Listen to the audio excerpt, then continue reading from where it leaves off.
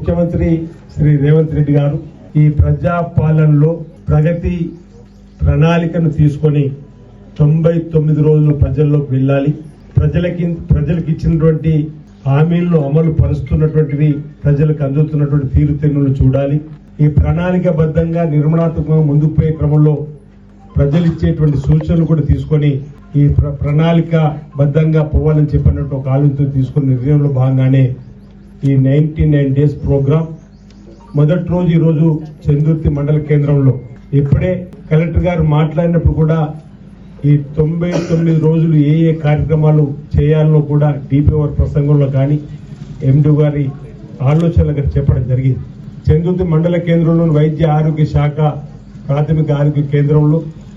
ఈ రోజు నుంచి ప్రతి హాస్పిటల్లో కూడా 6 విభాగాలకు సంబంధించిన స్పెషలిస్టులు పెట్టి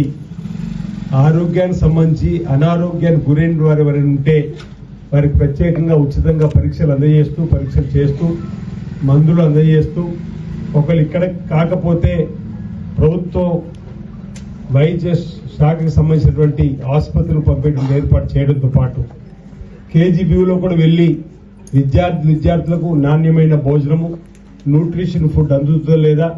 వారికి కూడా తీసుకోవాల్సిన జాగ్రత్తలపైన కూడా చర్చ జరిపి ఈరోజు మనం గ్రామ పంచాయతీ దగ్గర కూడా ఒక సమావేశాన్ని ఏర్పాటు చేసుకోవడం జరిగింది. ప్రధానంగా గ్రామాల అభివృద్ధి పథంలోకి వెళ్ళాలి. గ్రామాల్లో ఉన్నటువంటి పారిశుద్ధ్యాన్ని పెంపొందించుకోవాలి. గ్రామాల నుండి సమస్యల పరిష్కారం కోసం ప్రణాళికాబద్ధంగా ముందుకు పోవాలని చెప్పినట్టు కొంత ఆలోచన తీసుకొని అన్ని వర్గాల ప్రజలు కూడా ఈ 99 రోజులు కలిసి కొన్ని రోజులు యువతకు సంబంధించి, కొన్ని రోజులు క్రీడా రంగానికి సంబంధించి, కొన్ని రోజులు మహిళలకు సంబంధించినటువంటి, కొన్ని రోజులు గ్రామాల్లో ఉన్నటువంటి రైతులకు సంబంధించినటువంటి ఈ విధంగా అన్ని వర్గాల ప్రజల అవినీతి కోసం తీసుకోవాల్సినటువంటి జాగ్రత్తలను ఆయా అధికారులు ఆయా శాఖకు సంబంధించినటువంటి ప్రోటోకాల్ ఉన్నటువంటి అధికారులందరూ కూడా గ్రామాల్లోకి వచ్చి ప్రజలను భుజం తట్టి మీ వెంట మేము ఉన్నాం, ఈ ప్రభుత్వం ఉందని ఒక భరోసాను కల్పించడంతో పాటు ప్రభుత్వం ద్వారా వచ్చేటువంటి కార్యక్రమాల్ని అమలు చేసే బాధ్యతను తీసుకోవడంలో లక్ష్యంలో భాగంగానే ఈ 99 రోజులు ప్రణాళికను ఈ రోజు గౌరవ ముఖ్యమంత్రి రేవంత్ రెడ్డి గారు తీసుకున్నటువంటి సందర్భాన్ని ఇక్కడ చందుర్తి మండల ప్రజానికానికి గుర్తు చేసేటువంటి ప్రయత్నం చేస్తూ ఇప్పటి వరకు ఈ 2 సంవత్సరాల 2 మాసాలలో చేసినటువంటి కార్యక్రమాలు కూడా గ్రామ సభ ద్వారా కూడా మీ అందరికీ కూడా చెప్పాలని ఒక ప్రభుత్వం ఒక సంకల్పం తీసుకుని ముందుకు పోతున్నట్టు తరుణంలో ఈరోజు చంద్రుడికి సంబంధించి ఇందిరం ఇండ్లు, గతంలో ఇందిరం ఇండ్లే, మధ్యలో 10 ఏళ్ళు ఇందిరం ఇండ్లు లేవు, మళ్ళీ ఇప్పుడు ఇందిరం ఇండ్లు వచ్చిన క్రమంలో పేదలు గుర్తించి ఈ సంవత్సరంలో 67 మందికి చందుర్తి గ్రామంలో ఇందిరం ఇండ్లు గూడు లేని వారికి ఇచ్చినటువంటి సంఖ్యను కూడా చెప్పే ప్రయత్నం చేస్తూ ఇటువంటి కార్యక్రమం కానీ ఈరోజు పేదలు చదువుకునే చదువులకు ఇంటర్నేషనల్ స్టాండర్డ్ స్కూల్స్ ఉండాలి, రెసిడెన్స్ స్కూల్స్ ఉండాలని చెప్పని ఈరోజు ఒక్కొక్క నియోజకవర్గానికి ఇంచుమించు 100 ప్రాంతాల్లో 200 కోట్ల రూపాయలతోటి ఈరోజు సుమారు 20 నుంచి 25 ఎకరాలలో ఈరోజు రెసిడెన్షియల్ గురుకులాలు కూడా ఈరోజు మంజూరు చేసే సందర్భంలో మన వేములవాడ కూడా ఒకటి మంజూరు కాబట్టి వేములవాడలో నిర్మాణం చేసేటువంటి క్రమంలో కూడా ఆలోచన చేస్తూ ఈ వేములవాడ నుంచి ఈ మెయిన్ రోడ్డు పంట ఇక్కడ ప్రభుత్వ స్థలం ఉంటే 20 నుంచి 25 ఎకరాల కోసం స్థల సేకరణ కూడా గౌరవ కలెక్టర్ గారు, ఆర్డీఓ గారు, ఎంఆర్ఓ గారు మేమందరూ కూడా పదే అనేక గ్రామాల్లో కూడా ప్రయత్నం చేస్తా ఉన్నాం. ఈ ప్రాంతంలో వేములవాడ నుంచి మంజూరైనటువంటి రెసిడెన్షియల్ స్కూల్ వేములవాడలో ఈరోజు ఇప్పటికే గుడి నిర్మాణం జరుగుతూ ఉంది. ఆ వేములవాడ నుంచి మెయిన్ రోడ్లో ఎక్కడ స్థలం దొరికితే బాగుంటుందని చెప్పి చూస్తా ఉన్నాం, ప్రయత్నం చేస్తా ఉన్నాం. ఇప్పటివరకు ఇంకా స్థల సేకరణ జరిగినటువంటి సందర్భంలో మా గ్రామానికి రావాలి బాగుంటుందని చెప్పి అనేక గ్రామాల నుంచి కూడా ఒత్తిడి వస్తా ఉంది. మా మండల కేంద్రంలో బాగుంటుందని చెప్పని బహుశా ఉప సర్పంచ్ వార్డు సభ్యులందరూ కూడా కలిసిన సందర్భంలో కూడా వారికి చెప్పడం జరిగింది. నాకేం అభ్యంతరం లేదు ఆ ప్రాంతం తీసుకురావడం, కానీ 20 నుంచి 25 ఎకరాల స్థలం కోసం ప్రయత్నం చేస్తున్నామని చెప్పిన మాట కూడా చెప్పిన సందర్భంలో మన ప్రాంతంలో ప్రయత్నం జరుగుతూ ఉంది. ఈరోజు వేములవాడ నుంచి మరిపల్లి దగ్గర కూడా ప్రభుత్వ స్థలాన్ని సేకరించే కార్యక్రమంలో మరి మూడపల్లి కానీ ఇక్కడికి మెయిన్ రోడ్ పంట చూస్తుంటే ఎక్కడ కూడా స్థలాలు లేవని చెప్పి అధికారులు చెప్తున్నారు. ఉన్న ప్రభుత్వ స్థలాలన్నీ ఎవరెవరెవరో చేతుల్లోకి వెళ్ళిపోయిన సందర్భంలో వారిని తీసుకుందామంటే వారి కోర్టుకు వెళ్తే ఆగేటువంటి పరిస్థితుల్లో ఇక్కడ మధ్య మార్గంగా ఇక్కడ వేములవాడలో ఈరోజు రెసిడెన్షియల్ స్కూల్ అయితే 200 కోట్లతో మంజూరైందో నిర్మాణం చేయాలని చెప్పినటువంటి ఆలోచనతోటి ఈ ప్రభుత్వం ముందుకు పోతున్న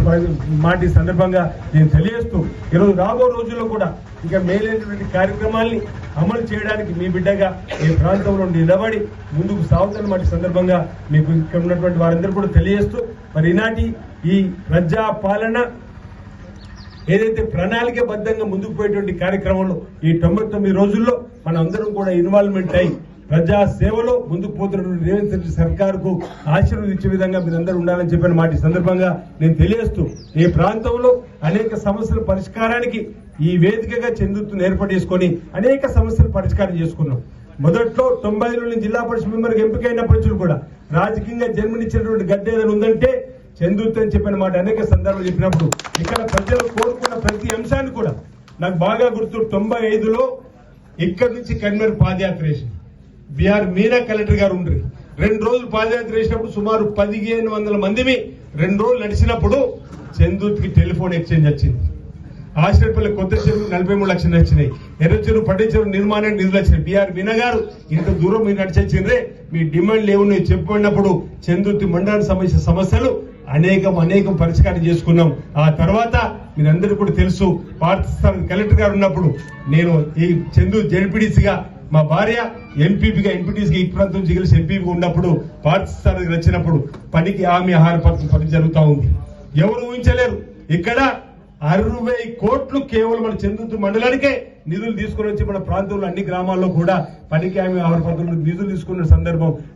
మీరు కార్యక్రమం జరుగుతూ ఉంది. దేవరాజు గట్ట కలెక్టర్ గారు ఉన్నారు. ఆ రోజు నియోజకవర్గానికి 4 ప్రొక్లీలు ఇస్తే చెరువులు తవ్వేటువంటి కార్యక్రమం కేవలం చందుర్తి మండలంలోనే 4 ప్రొక్లీలు తీసుకొచ్చిన మీ బిడ్డగా అది జడ్పీ ఫ్లోర్ ఇచ్చినటువంటి అవకాశాన్ని ఈ విధంగా చందుర్తికి ఏదైనా వస్తుందంటే మీకంటే ముందుగా తీసుకొచ్చేటువంటి బాధ్యత మీ బిడ్డగా నాదే అనమాట. ఉన్నటువంటి గ్రామ పెద్దలకు చెప్పే ప్రయత్నం చేస్తూ 1-2 నిమిషాలు పెట్టుకొని దయచేసి రాజకీయం చేసే ప్రయత్నం చేసే వాళ్ళకు నేను ఒకటే చూసింది తెలుసుకుంటా. మీకంటే ఎక్కువ ప్రేమ అభిమానం చంద్రుతి మీద ఉంది నాకు మీ బిడ్డగానే మాట చెప్తున్నా. రాబో రోజుల్లో తప్పనిసరిగా అధిక ప్రాధాన్యత ఇక్కడ ఇచ్చేటువంటి కార్యక్రమం తీసుకుని వస్తూ ఏవేవి కార్యక్రమాలు కావాలో వాటిని అమలు చేసే బాధ్యత మీ బిడ్డగాని తీసుకుంటారన్నమాట. సందర్భంగా ఇక్కడ మీ అందరికీ కూడా తెలియజేస్తూ రాబో రోజుల్లో ఈరోజు మేడం ఇక్కడ జిల్లా పరిషత్లో మా భార్య జడ్పీటీసీ ఎంపీపీ మహిళా సంఘాలకు 56 మండలాలకు మహిళా సమైక్య భవనాలు నిర్మించారు. ఉమ్మడి కరీంనగర్ జిల్లాలో మొదటి సమైక్య మహిళా భవనం నిర్మాణం పూర్తి చేసి ప్రారంభం చేసిన వట్టాసక చందుర్తి మండలంలో ఆ రోజు కరీంనగర్ జిల్లాలో ఒక హిస్టరీ అయిపోయింది. ఇంచుమించు ఆ రోజు 4000 మంది మహిళలతో ఇక్కడ మనం పెద్ద ర్యాలీ తీసుకుంటే అంటే ఏదైనా ఉమ్మడి జిల్లాలో ఏది ముందే అమలు కావాలన్నా అప్పుడు చందుర్తినే ఫస్ట్ అమలు కావడం జరిగింది. ఈరోజు చందుర్తి మండల కేంద్రం కూడా 3 సార్లు ఉత్తమ గ్రామ పంచాయతీ అవార్డుకు కూడా ఈరోజు రాష్ట్ర ప్రధానమంత్రి అవార్డు కూడా పొందినటువంటి గ్రామంగా అంటే ఇక్కడ ఉన్నటువంటి అందరూ కూడా కలిసికట్టుగా అభివృద్ధి కార్యక్రమాలు చేసుకుంటూ ముందుకు పోయిన సందర్భం కాబట్టి రాబో రోజుల్లో కూడా మన ప్రాంతాన్ని తప్పనిసరిగా అన్ని రంగాల్లో కూడా అభివృద్ధి పథంలో తీసుకొని పోతాని సందర్భంగా నేను తెలియజేస్తూ ఈ రోజు ఇక్కడ సిఐ గారు ఎస్ఐ గారు అత్యుత్సాహంగా చిన్న పని చేసినట్టు అది నాకు చెడిపోయి వచ్చింది, అది కరెక్ట్ కాదు. నన్ను అడగాల్సి ఉండే కోసం 2వ దఫా ఏప్రిల్ నుంచి కూడా మళ్ళీ 3005 నిండేస్తున్నాయి. అందులో చంద్రుడితో పాటు ఈ నియోజకవర్గంలో గూడు లేని ఇల్లిచ్చే ప్రయత్నం చేస్తామని ఒక మన గ్రామం లోనే 67 ఇంద్రం ఇండ్లు మంజూరు చేసింది ప్రభుత్వం అన్నమాట. సందర్భంగా మీ అందరూ కూడా తెలియజేస్తూ ఈరోజు ఇంద్రం ఇళ్ల నిర్మాణం ఊపందుకున్నది. ఇంద్రం ఇళ్ల నిర్మాణం మొదలు పెట్టగానే కూలీకి పని దొరికింది, సుతారికి పని దొరికింది, ట్రాక్టర్ పని దొరికింది, డ్రైవర్ పని దొరికింది, దుకాణదారుడు కూడా పని దొరికింది. అంటే ఒక ఇంద్రం ఇల్లు నిర్మాణం వెనుక ఈ రాష్ట్ర ప్రభుత్వం తీసుకున్నటువంటి కృషి వల్ల ఇన్ని వర్గాలకు సంబంధించినటువంటి ఉపయోగం జరిగిందన్నమాట. సందర్భంగా చెప్పే ప్రయత్నం చేస్తూ ఈరోజు మహాలక్ష్మి కింద ఏదైతే సిలిండర్స్ ఉన్నాయో 803 మందికి ఈరోజు 500 రూపాయల సిలిండర్ ఇచ్చేటువంటి కార్యక్రమం కూడా ఈ గ్రామంలో జరుగుతుందన్నమాట. ఇటీవల నూతన రేషన్ కార్డులు కూడా ఎవరికైతే గుర్తింపు కార్డుగా భావిస్తున్నటువంటి ఐడెంటిటీ కార్డుగా భావిస్తున్నటువంటి రేషన్ కార్డు మధ్యలో 10 ఏళ్ళు లేవు. ఈ ప్రభుత్వం వచ్చిన తర్వాత పోయిన ఉగాది మొదలు పెడితే ఈ గ్రామంలో 135 మందికి రేషన్ కార్డ్స్ కూడా మనం ఇచ్చుకున్నటువంటి సందర్భాన్ని కూడా ఒకసారి తెలియజేస్తూ అదేవిధంగా రైతు రుణమాఫీ ఈ గ్రామంలో 363 మందికి రుణమాఫీ కాబట్టిదన్న మాట ఈ సందర్భంగా తెలియజేస్తూ దాంతో పాటు ప్రధానంగా రైతు భరోసాను కూడా మొన్న 9 రోజుల్లో 9,000 కోట్లు ఇచ్చిన సందర్భంలో ఈ గ్రామంలో 980 మందికి రైతు భరోసా పేరిట వారి ఖాతాలలో రైతుల ఖాతాల్లో వేసిన సంగతి కూడా ఈరోజు చెప్పే ప్రయత్నం చేస్తూ దాంతో పాటు ఈ గృహజ్యోతి ఎవరైతే కరెంట్ బిల్లు ఆ రోజు మేము ఎన్నికలప్పుడు మీ బిడ్డగా ఎమ్మెల్యేగా నీ పోటీ చేస్తున్నప్పుడు వచ్చినప్పుడు ఒక మాట ఇవ్వడం జరిగింది. ఈ ప్రభుత్వం వస్తే ఇందిరమ్మ రాజ్యం వస్తే మీ ఇంటి కరెంటు బిల్లు కూడా మేమే కడతామంటే అప్పుడు కొంతమంది నమ్మలేరు. అంతకంటే ముందు ఈ ప్రభుత్వం రాకంటే ముందు మీరు వరుసగా 3 నెలలు కరెంట్ బిల్లు కట్టపోతే కరెంటు కట్ చేసిపోయే రోజులు ఆ రోజుల్లో అయితే 2 నెలలు అవుతున్నా మీరు కరెంటు బిల్లు కట్టకుండా కరెంటు యథావిధిగా వస్తుందంటే ఈ ప్రభుత్వం పనిచేస్తున్న మాట సందర్భం చెప్తూ అలాంటి వారు ఈ రోజు మన దగ్గర 845 మందికి గృహజ్యోతి కరెంటు బిల్లు సంబంధించి కూడా రావడం జరిగిందన్నమాట సందర్భంగా మీ అందరూ కూడా తెలియజేస్తూ ఈ విధంగా సంక్షేమాన్ని అందించే విధంగా చేసేటువంటి కార్యక్రమాలు అమలవుతున్న తీరుతెన్నులను కూడా చెప్పే ప్రయత్నం చేస్తూ ఈ ప్రభుత్వం ఆ రోజు 6